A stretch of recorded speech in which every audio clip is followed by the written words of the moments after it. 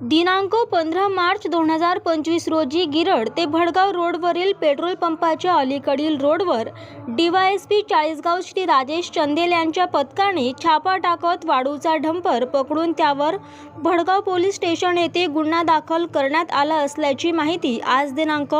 16 मार्च 2025 रोजी 1 वाजता हाती आली आहे। भडगाव तालुक्यातील गिरड ते भातखंडे रोडवर भडगाव गावाच्या पुढे पेट्रोल पंपाच्या अलीकडे अशोक लेलंड कंपनीचे पांढऱ्या व सिल्वर रंगाचा 10 टायरी डंपर वाळूने भरलेला डंपर दिनांक 15 मार्च रोजीच्या रात्री 2:30 मिळून आले असता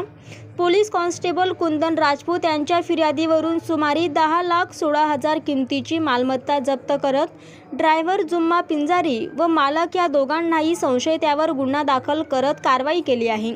सदर घटनेचा पुढील तपास पोलीस निरीक्षक पांडुरंग पवार यांच्या मार्गदर्शनाखाली Naik Manohar Patil, police head constable Vijay Jadhav, police constable Kundan Rajput व अमजद गफ्फार खान हे करीत आहे। फोकस मराठी न्यूज चॅनलला लाईक करा, शेअर करा, सबस्क्राईब करा।